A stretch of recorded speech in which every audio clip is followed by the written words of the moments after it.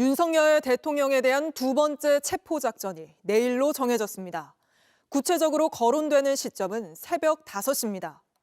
경찰 체포조 1000여 명은 이미 집결에 들어갔고 오는 자정부터는 경호처의 차벽을 경찰 크레인으로 드러내는 작업이 시작될 수 있습니다. 경호처의 분위기는 지난번과 확연히 다릅니다. 한 관계자는 저희 JTBC에 절차에 따라 협조하기로 간부들이 뜻을 모아 전달했다고 알려왔습니다. 하지만 문제는 오늘도 강경한 입장문을 낸 이른바 김건희 라인 경호처 지휘부입니다. 경찰은 고심 끝에 총기는 가져가지 않되 방탄조끼는 착용하기로 했습니다. 이제 10시간 남은 걸로 예상되는데 불행한 충돌 없이 영장이 집행되는 게 대통령이 무너뜨린 법치를 바로 세우는 길입니다. 첫 소식 김한수 기자입니다. 체포영장을 위한 준비는 몇 시간 뒤인 내일 새벽부터 시작됩니다. 가장 먼저 한남동 관저를 겹겹이 둘러싼 버스 차벽부터 경찰 크레인과 견인차 등 중장비를 동원해 걷어낼 것으로 파악됐습니다. 경찰 국가수사본부는 한남동 산길 우회로에 설치된 면도날 철조망과 철문에 쳐진 두꺼운 쇠사슬을 제거하기 위한 절단기 등 장비도 준비했습니다. 우발적 유혈 충돌을 막기 위해 총기를 지급하지 않는 대신 3단봉과 수갑은 지급할 계획입니다. 경찰 1000여 명이 내일 새벽 집행에 나서는데 서울 마포구의 광수단, 인천 수원 의정부의 경비단 등 수도권 곳곳에서 동시에 관저로 출발할 예정입니다. 경찰은 크게 장애물 제거조, 체포조, 호송조로 역할을 나눴습니다. 장애물 제거조가 가장 먼저 투입돼 길을 트면 체포조는 새벽 5시경 관저로 들어가고 호송조는 체포 이후를 맡게 됩니다. 국수본은 오늘 서울, 경기, 인천 형사기동대장 등과 약 2시간 동안의 회의 끝에 이같이 결정했습니다. 회의에는 공수처 검사도 참석했습니다. 당초 경찰은 체포조에 형사조끼만 입고 방탄조끼는 지급하지 않기로 했습니다. 하지만 앞선 경호처와의 회동 이후 방탄조끼를 지급하기로 방침을 바꿨습니다. 국수본은 오늘 오전 8시쯤 경호처와 3차 회동을 가졌습니다. 국수본은 안전하고 평화적인 영장 집행을 위해 협조를 요청했다고 밝혔지만 경호처는 사전 승인 없는 출입은 위법이라며 경호 업무 매뉴얼대로 대응할 것이란 기존 입장을 유지했습니다. JTBC 김한수입니다. 두 번째 체포 시도까지 몇 시간 남지 않은 지금 체포조는 어떤 움직임을 보이고 있는지 바로 경찰 국가수사본부로 가보겠습니다. 자, 임예은 기자, 새벽 5시가 유력한 상황이죠. 1차 시도 때보다 많이 앞당겨 들어가는 건데 특별한 이유가 있습니까? 여러 가지를 고려한 선택입니다. 먼저 경호처의 누적된 피로를 공략하겠다라는 계산이 담긴 것으로 보입니다. 지난 3일 1차 체포영장 집행 시도가 있던 뒤로 이 관저 방어 태세는 강화됐지만 이게 벌써 2주 가까이, 그러니까 지금까지 이어지면서 이 경호처가 느끼는 피로감 상당합니다. 경찰이 예고한 내일의 2차 체포영장 집행, 이르면 새벽 5시부터입니다. 이 경호처를 새벽부터 하지만 그보다 한참 전부터 이 장애물 제거에 나설 것으로 보이고요. 이 경호처 역시 밤새 이에 대응할 수밖에 없습니다. 경찰은 새벽부터 경호처를 압박하고 이 수시로 이 인력을 교대할 예정입니다. 이 단기간부터 장기전까지 이 염두에 두고 대규모 인력을 꾸려둔 상황입니다. 이런 상황만 보더라도 이 수사팀이 이번 집행을 마지막으로 끝내겠다라는 이런 의지가 반영된 것으로 보입니다. 네, 근데 경호처가 오늘 또 강경한 입장문을 냈잖아요. 경찰은 이걸 보고 어떤 새로운 대책을 세운 게 있습니까? 네, 체포 영장 집행을 앞둔 오늘 오전 8시쯤 이 경찰과 경호처, 공수처가 3자 회동을 가졌습니다. 평화적인 영장 집행을 요청하기 위해서 이 협조를 요청했지만요. 이 경호처는 매뉴얼대로 하겠다라는 기존의 입장을 고수했습니다. 물론 경호처가 총기를 사용하는 일은 벌어지지 않을 수 있겠지만요. 경찰은 여러 가지 상황을 시나리오에 넣고 있습니다. 경찰은 이 총기 사용 경고를 하는 것만으로도 이 특수 공무집행방해 혐의로 입건이 가능하다라는 입장입니다. 이렇게 경고를 하는 것만으로도 이 현행범으로 체포하고 민형사상 책임까지 묻겠다라는 계획을 세워뒀습니다. 네, 경찰 역시 매우 강경하게 맞서고 있는 상황입니다. 네, 또 경호처가 여전히 이 관저에 진입하려면 경호 책임자의 허락이 필요하다고 주장하고 있는데 여기에 대해서도 경찰은 이미 법원으로부터 다 판단을 받은 거다 이렇게 맞서고 있죠. 네, 그렇습니다. 이 경호처와 경찰의 입장은 조금 다릅니다. 하지만 이번에 발부된 이 영장, 법원에서 발부한 적법하고 또 정당한 영장입니다. 이 물건을 가져가기 위해서는 군사 지역에 대한 이 법률을 따라야 할 수 있겠지만요. 사람을 데려가는 체포영장에 있어서는 이게 적용되지 않는다라고 보고 있습니다. 영장을 발부한 법원도 같은 입장입니다. 또 이 경호법을 살펴보더라도 체포영장을 집행하는 것에 있어서 이 경호처가 무력을 사용하는 법적 근거는 나와 있지 않습니다. 경찰은 그럼에도 경호처가 무력을 사용할 경우에는 이 경호법 위반으로 징역 5년 이하의 처벌을 받을 수 있다라고 경고하고 있습니다. 지금까지 경찰청 국가수사본부에서 JTBC 임예은입니다. 보신 것처럼 현재 체포조가 바쁘게 준비하고 있는데 결국 관건은 경호처가 얼마나 강하게 저지하고 나서느냐입니다.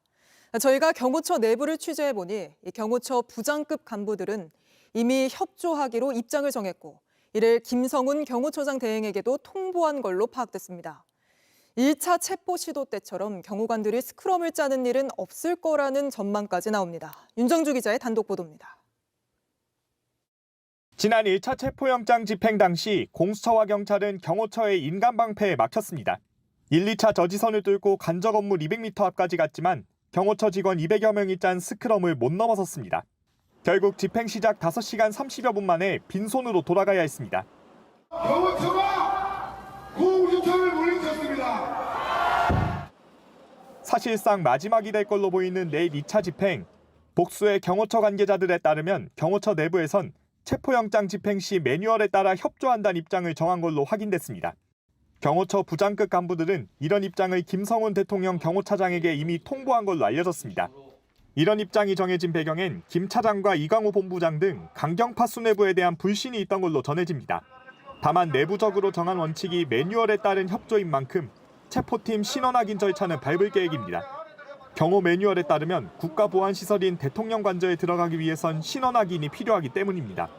1차 집행 때 등장한 경호관 스크럼은 이번엔 없을 거란 전망이 나옵니다. 내부적으로 상당수의 경호처 직원이 협조하겠다는 취지의 원칙을 정한 데다가 휴가를 신청한 인원들도 많아 1차 때만큼 경호관을 모으기 힘들기 때문입니다. JTBC 윤정주입니다. 두 번째 체포 시도가 임박했다는 소식에 관저 앞에는 윤석열 대통령의 극렬 극우 지지층이 모여 험악한 말이 나오고 있다고 합니다. 바로 현장으로 가보겠습니다. 자, 김일환 기자, 지금 상황 어떻습니까? 네, 현재 시간 6시 40분 조금 넘기고 있는데요. 양측 시위대 이곳으로 총 집결하고 있습니다. 제가 서 있는 이곳이 관저 입구와 가장 가까운 곳인데 제 옆쪽으로 보시는 것처럼 시위 참가자들이 계속해서 이동하고 있습니다. 오늘 오후 2시쯤 윤 대통령의 2차 체포 영장 집행 예상 시기가 보도됐는데 내일 새벽 5시가 유력하게 거론되고 있다. 이런 소식 전해지면서 현장 크게 술렁였습니다. 지지자들은 곧바로 마이크를 들고 한남동으로 모두 모여라 이런 전파를 했고요. 또 들어 눕자, 순교하자 이런 과격 발언들도 나왔습니다. 내일 5시까지 100만이 모이자. 어딜 들어와 이들아. 지금부터 전국에 있는 애국자들은 한남동으로 출발. 그냥 들어 누우면 되는 거예요. 우리는 이 자리에서 순교한다. 내일 오후 우리는 하늘에서 다 같이 만납시다. 네, 순교한다는 말까지 나오고 있군요. 체포영장 집행에 들어가면 1차 관문은 관저 입구가 될 텐데 그곳 경계는 이전보다 강화된 상태죠. 네, 지금 날이 많이 어두워져서 정확히 보이실지 모르겠지만 제 뒤쪽으로 보시면 지금 경호처가 이 버스들을 세워둬서 차벽을 만들어둔 상태입니다. 또 경호 인력들 저지선을 이중으로 설치해서 관저 입구를 곧바로 통과하지 못하도록 이 공간을 확보해둔 상태인데요. 이 공간에 오후 내내 국민의힘 당협위원장들이 자리를 지키고 있었습니다. 아직까지 시민들의 통행은 가능하지만 멈추거나 촬영을 하는 행위는 엄격하게 금지하고 있습니다. 관저로 올라가는 길목에도 버스 여러 대가 줄지어 세워졌고 곳곳엔 철조망도 둘러져 있는데요. 이 체포 영장 집행이 이뤄질 경우 수사관들의 진입을 막는 장애물들이 될 것으로 보입니다. 하지만 이미 1차 집행 때 이런 난관들에 부딪힌 바가 있기 때문에 이 부분에 대한 전략도 세워져 있는 것으로 전해졌습니다. 이런 가운데 오늘 이곳에는 탄핵에 찬성하고 또 체포가 즉각 이뤄져야 한다, 이런 주장을 하는 시민들도 속속 모여들고 있습니다. 이들은 내일 새벽까지 이 관저 앞에서 집회를 이어가겠다는 각오를 하고 있는데, 이 반대편에선 극단적인 윤 대통령 지지자들의 목소리도 높아지고 있는 상황이어서 관저 앞 상황은 그야말로 폭풍 전야입니다.